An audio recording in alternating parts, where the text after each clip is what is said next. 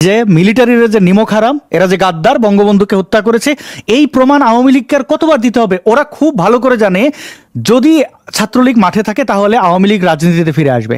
আর আওয়ামী লীগ রাজনীতিতে ফিরে আসা মানে শেখ হাসিনা পদত্যাগ করেন নাই, কোনো উনি তো প্রধানমন্ত্রী, রানিং প্রধানমন্ত্রী, তিনি তার চেয়ার পুনরুদ্ধার করবেন, আর করলে ওয়াকার সহ সকল কুকারি ঝুলে যাবে। এখন ওয়াকারকে আপনি মনে করেন সে কি আত্মহত্যা করতে চায়? এটা কেউ চাইবে নাকি? ছাত্রলীগ তো এই কারণে পেটায় চালনা করেছেন। যাই হোক, তাদের রাডার থেকে সেটি বাদ গেছে। অবশ্য তারা পড়াশোনা যে পরিমাণে করে তাতে বাদ যাওয়ারই কথা। এবার হচ্ছে সেনাপ্রধান, আমাদের মহামান্য সেনাপ্রধান সাহেব যে বক্তব্য রেখেছেন, এই বক্তব্যটি কেন রেখেছেন? এক কথায় এই 5ই আগস্ট যে ঘটনাটি ঘটেছে, শেখ হাসিনার পতন, এটি একটি খুব ঠান্ডা মাথার সেনাকু, এবং সেনাকুটি যে ঘটেছে তার মবস্টার হচ্ছেন এই ওয়াকার এবং তার স্টেক হোল্ডার, এই সেনাকুর স্টেক হোল্ডার যারা রয়েছে, যাদেরকে আপনারা মহান বিপ্লবী, ছাত্র বিপ্লবীদের চেনেন, যে সকল নাম কি কি এদের নাম, হাসনা, সার্জিস, ডারবি, ওর নাম ডারবি না, যে বলেছিল কি না নাম, যাই হোক, তো তারা বলছে যে হ্যান করেঙ্গে ত্যান করেঙ্গে, সেনাবাহিনী এই, সেনাবাহিনী সেই। ওরাই কেন বলছে? ছাগল লাফায় খুঁটির জোরে। খুঁটির জোরটা কোথায়? একসাথে বসে আকামটা করেছো। ওরা এই কথা বলছে কারণ ওরা জানে তুমি ওয়াকার কিছু কয়ে দিলেই কিন্তু আমরা মুখ খুলে দেবো, আসল ঘটনা ফাঁস করে দেব। তো ওয়াকারের সেই হ্যাডাম নাই যে ওদেরকে বলবে বা ধরবে। ওরা বড় হয় নাই, তাহলে এই যে প্রশ্নটি রাখা হয়েছে যে তাহলে ফুয়াদের বয়স কি কম হয়েছে? তার তো দাড়ি চুল পেকে গেছে, এখন আদু ভাই শিশু কিনা? আসলে এক বড় চক্রান্তের স্টেক হোল্ডারের বিরুদ্ধে ওয়াকার দাঁড়ানোর ক্ষমতা রাখে না। এখন ওয়াকারের সাথে তাদের মনোমালিন্য হয়েছে কিনা এটা একটা বড় প্রশ্ন। কেন তারা এই ধরনের আসলে এগুলো অবধারিত, এই কথাবার্তাগুলো হবে কারণ ডাকাতরা যদি ডাকাতি করার পর সুষম বন্টন করতে পারতো তাহলে ডাকাতদের হাতে ডাকাত মারা যেত না এবং পুলিশের হাতে ধরা পড়তো না, একে অন্যের ঠিকানা বলে দিত না। ডাকাতরা হতো এক একজন বিলিয়নিয়ার, কারণ তারা সফলভাবে এই ডাকাতির মালামাল সুষম বন্টন করতে পারতেন। কিন্তু আমরা কি দেখি? ডাকাতদের হাতে ডাকাত মরে, এই কুবাজদের হাতে কুবাজ মরে। জিয়া কাদের হাতে মরেছিল? জিয়া কি করেছিল? আমরা এগুলো জানি, হ্যাঁ, এগুলো জানি বলে ইতিহাস বারবার রিপিট হয়। আজকে যে ঘটনা দেখছেন এদের মধ্যে ক্যাচাল লেগেছে। এখন সেনাপ্রধান বলেছেন তারা শিশু, তারা বড় হলে ভালো হয়ে যাবে, বড় হলে ভালো হয়ে যাবে। আচ্ছা, আমরা অনেকের মুখ থেকে শুনি ভারত বাংলাদেশ দখল করে নেবে, ঠিক হয়ে যাবে। আচ্ছা, ভারত বাংলাদেশ দখল হয়ে যাবে, তখন আমাদের এই বীর পুরুষ ওয়াকার সাহেব বলবেন ভারতের সেনা অফিসাররা বড় হয়ে গেলে ঠিক হয়ে যাবেন, তাই বলবেন তো? শত্রু এসে হামলা করলে কি বলবেন? বড় হলে ঠিক হয়ে যাবেন, ছোট তাই বুঝতে পারছে না, তাই তো? এই কথাই তো তিনি বলবেন। এখন এই ক্ষেত্রে আরো অনেক ছোট ছোট ছেলে মেয়ে যে এখন কারাগারে আছে তাদেরকে তো এই মুহূর্তে ছেড়ে দেওয়া উচিত। সংশোধন হয়ে গেছে তাদের, এবং তারা বড় হলে ঠিক হয়ে যাবে, ভুল বুঝতে পারবে। অনেকে এসে সাব্বির আরো কে অনেক কারাগারে আছে না, অল্প বয়সে। ওইটা তো ফ্যাসিস্টরা কারাগারে আছে। তারা তো গণতন্ত্রের বাবা মা, তারা তো ফ্যাসিস্টদের কারাগারে রেখেছে। তারা মানুষকে উলঙ্গ করে পেটাচ্ছে কারণ তারা ফ্যাসিবাদী। দ্রব্যমূল্যের ঊর্ধ্বগতি নিয়ে কথা বললে তারা ফ্যাসিস্ট। ওইদিকে আমরা না যাই, একটু সেনাপ্রধান আমাদের এই বীর পুরুষ, অনেকে তাকে কাওয়ার্ড বলে, তাকে কাপুরুষ বলে, আমরা বলবো না সূর্যে বীর যে তিনি একজন, আরো মূল কথা হচ্ছে তিনি জামাতের মাল, জামাতের প্রোডাক্ট, তিনি কিভাবে কাপুরুষ হবেন? 1971 জামাত কি কাপুরুষ ছিল? তার তো বীর পুরুষ ছিল। তারা আমাদের নারীদেরকে ধরে দিয়ে এসছেন পাকিস্তানের কাছে। আজকে ওয়াকার সাহেব চিরাচরিত কাজটি করবেন না? আমেরিকাকে নিয়ে আসবেন না এখানে? তিনি তো আনবেনই। তিনি তো তার যে এখন শিয়াল কি কখনো বাঘ হয়? বাঘ কি কখনো শিয়াল হয়? আর হাতি কি বাঘের? যে যার যেটা, যে হায়নাতে তো সে হায়নার কাজই করবে। হায়না যদি দেখেন গাছতলায় বসে বিড়ি খাইতেছে, আপনি কি বলবেন? এটা কি দেখতেছি? এটা কি কলিকাল চলে আসলো কিনা? যার যার স্বভাব যত। তো এখন ওয়াকার সাহেব মিলিটারি প্রধান, তিনি বলছেন বড় হলে ঠিক হয়ে যাবে। মিলিটারিদের আমরা ভাতা দেই, বেতন দেই কেন? রাষ্ট্রকে নিরাপত্তা দেবে। তো সে তো তখন বলবে যে মানে যে হামলা করেছে তারা বড় হলে ঠিক হয়ে যাবে, এরা ছোট, তাই না? তাই বলছেন আমরা পিতা আমার সন্তান সম। আচ্ছা, তিনি পিতার রোলে নিলেন তো? সন্তান আর পিতা নিয়ে কিন্তু অনেক আলোচনা। আপনারা হাঁস খাওয়া, নীলা মার্কেট যাওয়া নিয়ে ব্যস্ত। তাদের মহামান্য পিতামহরা কি করেন? তারা মানুষকে খুন করেন, ডাকাতি করেন। নাহিদের বাবা একজন বিখ্যাত ধর্ষক, যে কিনা তার ছাত্রীকে লিফটের মধ্যে জাপটে ধরেছেন। এই ভিডিও কেনা দেখেছে, তার ছাত্ররা শেখ হাসিনার আমলে ধরে ইচ্ছা মতো থাপড়াইছে, পা ধরাইছে ওই যে মেয়েকে যৌন হয়রানি করেছে। তো সেই মহামান্য ধর্ষণকামীর পুত্র নাহিদরা এখন ওয়াকার সাহেবকে যদি এই নিয়ে প্রশ্ন করেন যে নাহিদের বাবা কেন ধর্ষণ করতে গেছিল, এখন কেন ভুড়ি উঁচু করে করে গিয়ে মানুষকে দাবড়ায়, খেলার মাঠ দখল করতে যায়, নাহিদের বাবা কেন তারই কলিগ শিক্ষিকাকে উলঙ্গ করে পেটায়, একজন সনাতন ধর্মাবলম্বী শিক্ষিকা, এই প্রশ্নগুলো আপনি করেন। কেন তারা চাঁদাবাজি করতে যায়, কারণ টেন্ডারবাজির লাইসেন্স নেয়। এখন ওয়াকার সাহেব বলবেন তারা বুড়ো খোকা। বুড়ো খোকাদের আসলে ছোট খোকা হিসেবেই দেখতে হবে। এই ছোট খোকা বুড়ো খোকারা মিলেমিশে যেভাবে লুটপাটের এক মহামিলনী আমাদের দেখাচ্ছেন, এক অসাধারণ নাট্যমঞ্চ তৈরি করে ফেলেছেন বাংলাদেশটাকে। যারাই এই অন্যায় অপরাধের প্রতিবাদ করছেন তারা হয়ে যাচ্ছেন ফ্যাসিস্ট। সত্য কথা বললেই আওয়ামী লীগের দোসর। শেখ হাসিনার বিচার হওয়া উচিত। আমি বলবো ওয়াকারের মতো একটা মানে সেই আপনি অন্যান্য যে মির্জাফরগুলো আছে তাদের কথা বাদ দেন, তিনি আচ্ছা কেন তাকে সেনাপ্রধান বানানো হয়েছে, তার কি যোগ্যতা ছিল, তার অতীত কি খোঁজা হয়েছে, সে কেন জামাতি সেই বিভিন্ন জানেন তো ছোটবেলা থেকে বড় করার সকল কিছুতে সে জড়িত ছিল। এই লোকটাকে একটা অযোগ্য, একটা কাওয়ার্ড বেঈমানকে এই পদ, অযোগ্য ব্যক্তিকে এই পদে দেওয়ার জন্য, এবং পরবর্তী সেনাকু হওয়া এবং এই ছাত্র জঙ্গি মিলেমিশে যে কুটা হয়েছে, বাংলাদেশের মানুষের যে ক্ষতি হয়েছে, এই জন্য শেখ হাসিনার বিচারের মুখোমুখি করা উচিত।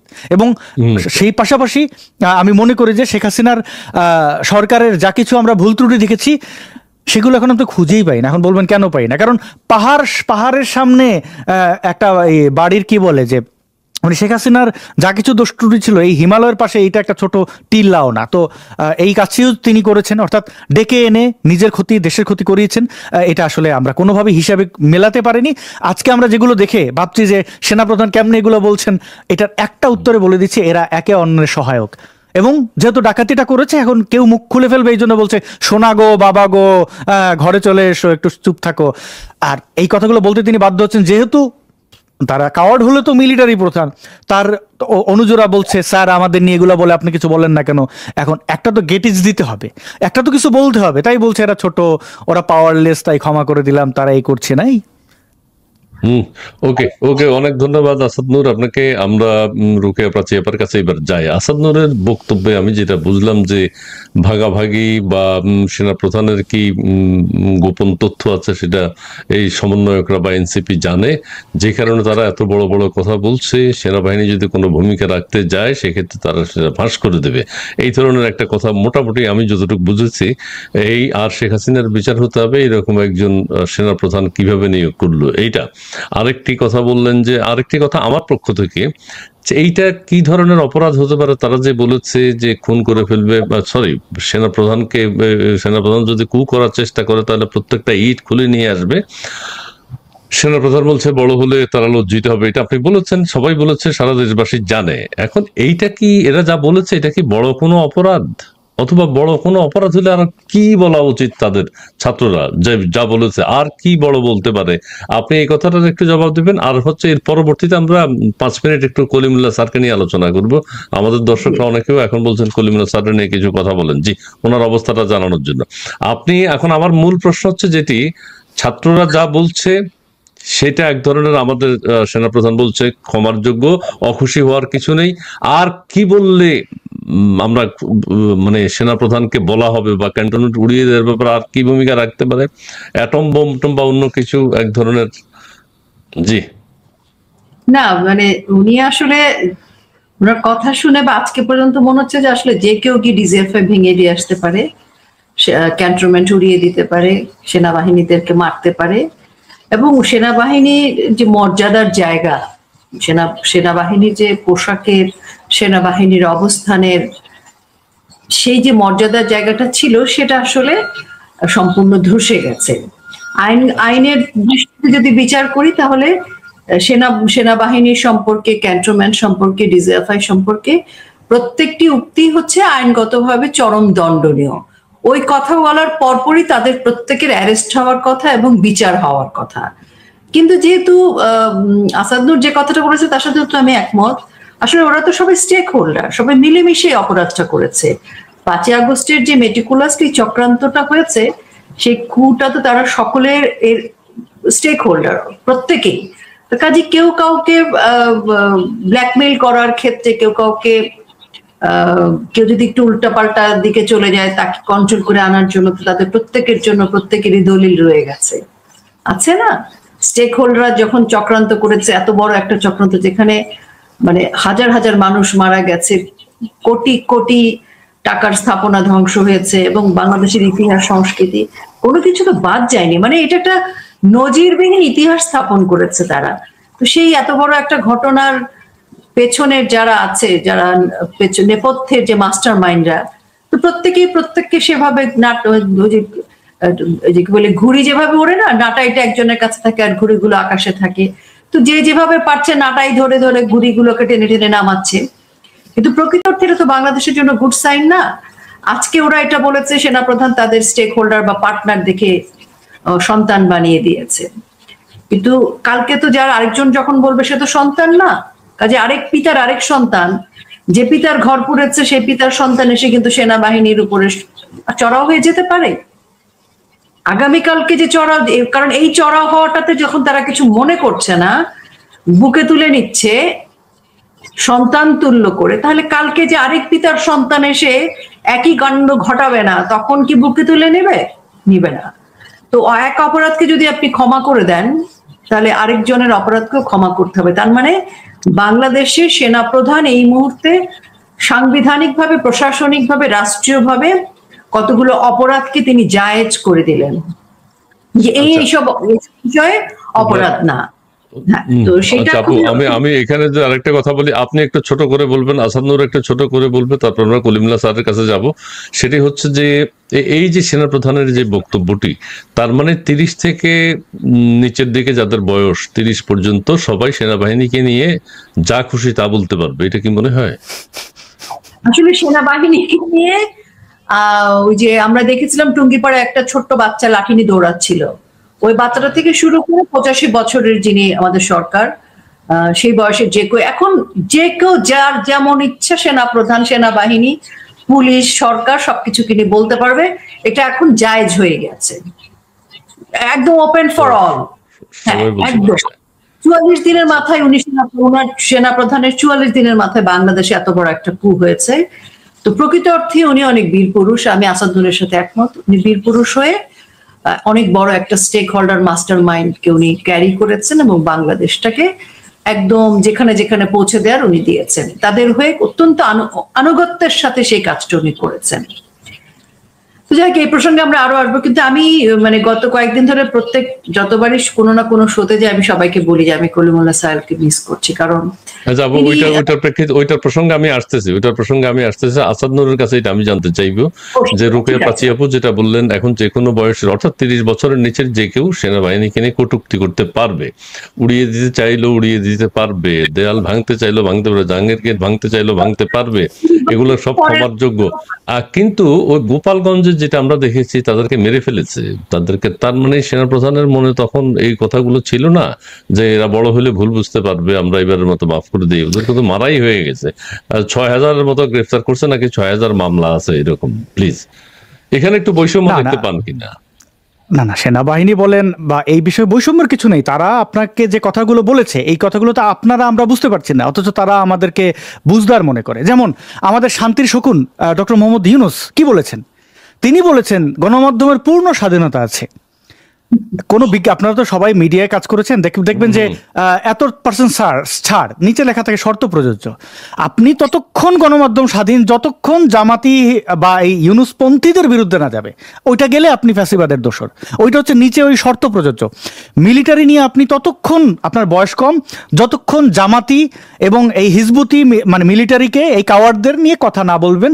আপনি যখন অধিকারের কথা বলবেন তখন আপনি ফ্যাসিস্ট, আপনাকে বুট দিয়ে মৃত্যু নিশ্চিত করা পারিয়ে, যেটা গোপালগঞ্জে দেখেছেন, মানুষের উপরে বুলেট বুক বরাবর গুলি কর, এই নির্দেশনাগুলো, তখন তো আপনি শিশু নন। আপনি শিশু ততক্ষণ যখন আপনি হিজবুতি, জামাতি এবং এই যে সমন্বয়ক গ্যাং, এরা তো আসলে কারোর পরিচয় নিয়ে আসে না। ব্যাপারটা খুব সিম্পল। ওই আমাদের শান্তির শকুনের মতো, আমাদের ওয়াকার সাহেবের, এরা একে অন্যের তো মানে এরা যে বলছে গুড়িয়ে দেবো, ভেঙে দেবো কু করার চেষ্টা করলে এরা কি বলতে চাইছে? যে দ্বিতীয়বার তুমি কু করবে কেন? তুমি তো গাদ্দার, তুমি আমার সাথে প্রেম করছো, আর এক পোলার দিকে তাকাবা কেন? তুমি কু করছো, কু করে আমরা এখন কুয়ের স্টেক হোল্ডার, তুমি আবার কু করবা, এই জিনিসটা আমরা হতে দেবো না। কু একবার করবা, দুইবার করবা কেন? ও আচ্ছা আচ্ছা আচ্ছা, এই প্রসঙ্গে আরেকটা ছোট্ট কথার পিঠে কথা আসে যে আমাদের দেশে আমরা দেখেছি সামান্য অপরাধের জন্য হয়তো রং সাইড দিয়ে গাড়ি চালিয়েছে অথবা গাড়ি একটু জোরে চালিয়েছে, সবই অপরাধ, কিন্তু ওদেরকে ডান্ডা দিয়ে যেভাবে পিটানো হয়েছে, ছাত্রলীগ করার অপরাধে যেভাবে ডান্ডা দিয়ে পিটানো হয়েছে, তো সেখানে এইসব কথাগুলো ওনার এই এখন যে ভালো লাগার কথা, ভালোবাসার কথা, উদারতার কথা আমরা শুনতে পাচ্ছি, এগুলো তাহলে কি এখন সেনাপ্রধান বা সেনাবাহিনীর বিচার হবে যে ওদেরকে কেন ডান্ডা দিয়ে পিটানো হয়েছে, এত জোরে বাড়ি দিয়েছে ওদেরকে, আমরা যেটা দেখেছি মানে অমানবিক অমানবিক। প্লিজ। বিচার না হওয়ার জন্যই তো তার এটা করছে। আওয়ামী লীগ সেনাবাহিনীকে যা দিয়েছে এই বাংলাদেশের ইতিহাসে এত সুযোগ সুবিধা কেউ দেয়নি। এই যে মিলিটারির যে নিমক হারাম, এরা যে গাদ্দার, বঙ্গবন্ধুকে হত্যা করেছে, এই প্রমাণ আওয়ামী লীগকে আর কতবার দিতে হবে? ওরা খুব ভালো করে জানে যদি ছাত্রলীগ মাঠে থাকে তাহলে আওয়ামী লীগ রাজনীতিতে ফিরে আসবে। আর আওয়ামী লীগ রাজনীতিতে ফিরে আসা মানে শেখ হাসিনা পদত্যাগ করেন নাই, কোনো উনি তো প্রধানমন্ত্রী, রানিং প্রধানমন্ত্রী, তিনি তার চেয়ার পুনরুদ্ধার করবেন, আর করলে ওয়াকার সহ সকল কুকারি ঝুলে যাবে। এখন ওয়াকারকে আপনি মনে করেন সে কি আত্মহত্যা করতে চায়? এটা কেউ চাইবে নাকি? ছাত্রলীগ তো এই কারণে পেটায়।